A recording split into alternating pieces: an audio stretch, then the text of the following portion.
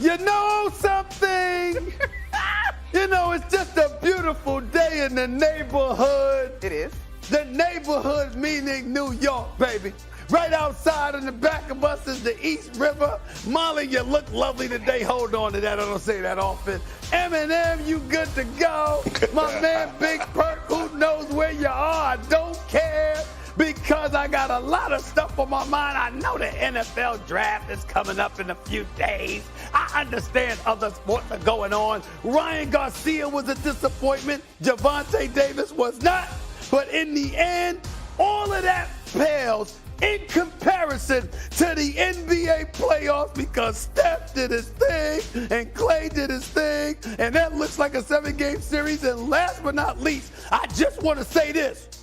Go New York, go New York, go! Go New York, go New York! Say go New York, go New York, go! Whoa! The Knicks are in the house, and so am I. First take, baby. Let's roll. When you have a great player like De'Aaron Fox, there's De'Aaron from deep. Got it! You can't just give him a steady diet of anything. We know Fox can make a shot. You got to make somebody else beat you. Barnes for the lead. That's it. The Warriors survive. Plenty of time. Harrison just missed a good look. Whether he hit it or not, it's the right thing. He didn't, it worked. Well, we're bringing that kind of energy this morning, I guess, folks. Molly. Thank you. Hi, Monica. Perk, how we doing? SA, I know how you are. Yeah. Act like you've been here before. What's up? What's up, everybody? What's up, everybody?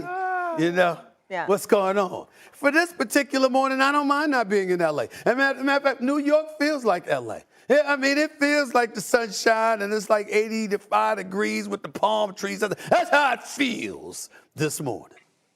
How y'all doing? Feeling good, huh, Stephen A? Good. I'm feeling good. You know what, Perk? Let's just start the show. Let's just start this party. The Warriors survive. It's a brand new series, but it was close. Steph Curry was trapped with 40 seconds to go, no real outlet. So instead of turning the ball over, he called a timeout. But the Warriors had no more timeouts, which ended up giving the Kings 4 points to bring the Kings within one. Golden State held on to win 126-125 and tie the series at 2-2 as it heads back to Sacktown. Here's Kerr on the botched timeout call. 100% my fault. I knew we didn't have any timeouts left. We took the challenge, and when the challenge was unsuccessful, as we were exiting the huddle, that's on me. I've got to remind the guys we're out of timeouts. I knew we challenged, but I didn't realize when we lost the challenge that we didn't have any timeouts left. I know Coach mentioned he took the blame for it. I ain't gonna lie, I thought it was the smartest play in the world, but it turned out not to be. I looked over at the bench and everybody was shaking their head. All right, Big Perk, I want to start with you. Do you have more confidence in the Warriors or the Kings to win the series now? Well, Molly, last time I checked, the Kings are the team that have home court. The Kings are the team that actually have the best fan base right now in the postseason. It is rowdy in that arena, and the reason I bring that up is because home court is going to play a huge part in this series. So the Kings still have full control over this series. When I look at the game yesterday, I'm looking at it and I'm like, you know what? Okay, the Kings lost by 1. They had a great look by Harrison Barnes to actually win the game, a game-winning look. And they played pretty damn well offensively. And De'Aaron Fox ain't going nowhere. When it comes down to getting buckets, when it comes down to being a closer in the fourth quarter, we already know that he's up there with the best of them. And we also know that the Warriors are a championship team at home, and they're a lottery team on the road. That's who they've been this season. What makes me think that they're going to be any different come Game 5? I expect the Kings to come out on a mission. I expect Mike Brown to make adjustments, what he hasn't done yet. I expect the role players to play better at home. We saw what Malik Monk did when he was in Sacramento. So I'm looking at the Kings, and they're in great shape right now. And this is the reason why you get home court advantage. This is the reason why you establish a certain type of identity at home throughout the regular season. The Kings have done that, and I still believe that they have full control over this series. Full control. Is that what those are your final 2 words? Full control? Full control. Is that what you just said? You heard what I said. Let me tell you. You heard what I control, said. Perk. Let me tell you something. First of all, you can mean mug all you want to. See, this is for America to understand. That's Kendrick Perkins' way of saying he misses me. I understand. You know what I'm saying? I miss me too. You know what I'm saying? I get all that. He's in Texas at the supermarket. You know, people coming up to him asking him to take videos and send it to me. I mean, that brother misses me. I understand. I get it. I understand. But I wouldn't go as far as full control, Kendrick Perkins, and you being the champion that you are, you know better. They're too young for you to utter those words, full control, going up against the reigning, defending NBA champions who know how to find a way to get it done in the most pressurized of situations. Now, we understand they had an 11-30 record on the road during the regular season. We get all of that. But we also understand it's Steph Curry we talking about. It's Klay Thompson we talking about. This is Draymond. This is Draymond that we talking about. We understand the experience. We understand the coaching of Steve Kerr. That faux pas by Steph Curry that Steve Credit took the blame for, whatever, you know, that's something that's an aberration. We know that's not going to happen again. We get it. Nobody's flawless. Nobody's perfect. We understand that. But in the end, here's what it comes down to. I would tell you this right now. If Sacramento was going to win this series, and I'm not saying they still can't because I'd be foolish to say that. But I think the odds would be significantly better, obviously, if they had won one of these games. A matter of fact, I think their odds would have been better if they had lost one of the first 2 games in Sacramento and then won one of the following 2 games in Golden State. But the fact that this is coming down a home court situation where everything gives you the feel of a 7-game series, let's understand their youth comes into play. I'm not talking about their talent. I'm talking about their youth. I'm talking about the fact that outside of Harrison Barnes, they ain't really had nobody that's been there. De'Aaron Fox is that dude. He's a star. We didn't mention him in the same breath as Ja Morant and the elite guards in this game. He is something special, all right?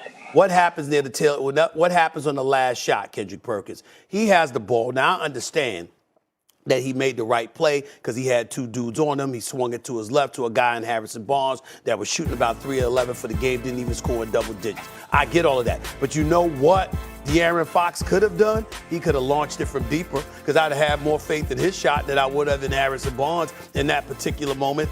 But these are the kind of, this is just my thing. I'm talking about because he's the clutch player that he is. He's a shot maker. He loves the big moments. He doesn't falter or fade from them. I would have wanted the ball. If I were him, I would have kept the ball in my hands. And rather than driving in a situation where 2 dudes got to collapse on me, I would have just shook one off and I'd have launched that bad boy from 30 if I were him, because that's who he has been. Having said all of that, it's not a crime. I'm simply pointing to the fact that considering their youth, this is what they have to avoid, Kendrick Perkins. Let's just say for the sake of argument, they'll win Game 5. They'll lose Game 6 back at the Chase Center in San Francisco, and it comes down to a 7th game. Let's take that scenario as opposed to the champion Warriors stealing Game 5. Let's take that scenario.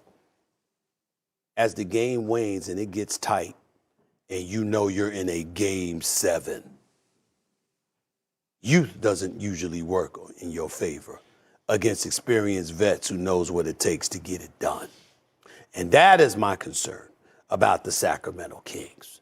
These games that come down tight, as the series wanes, that lack of experience comes into play in most situations. A team like that could overcome it, I'm sure. But it'll be a challenge. It'll be a challenge. Fundamentally, I struggle with the experience argument in life in general, because the only way to get experience is to go get the experience. Right, I agree. I just Preach. think that we continue, and granted, the Warriors have earned, in many ways, the benefit of the doubt, Stephen A. 4-time champs over there, Steph Curry, one of the greatest the game has ever seen. But as we came into the postseason, the conversation was the Warriors wanted the Sacramento Kings. The Warriors knew how to turn on the switch in the postseason. And so there were still variables that needed to be identified, right, and solidified for this Warrior squad. The Kings have been who they are all season long. And to Perk's point, the home road thing has not been clarified yet. And so I just think for us to say that the Warriors are still going to turn on this switch and that Game 7s are tight, yes. But also if you're the Kings and you're De'Aaron Fox, who is literally the clutchest guy in the league per his award, you live for a Game 7. It could come down to a final play in a Game 7, and it could go either way. But to me, the Kings are poised. They have gone toe-to-toe with the Warriors to this point in the series. Yesterday, you look at the clutch time. Both teams had 3 turnovers. Both teams had 10 points. And so this elevation and this demonstration of experience has not shown up. And so to me, the confidence continues to grow for the Kings that they can show up.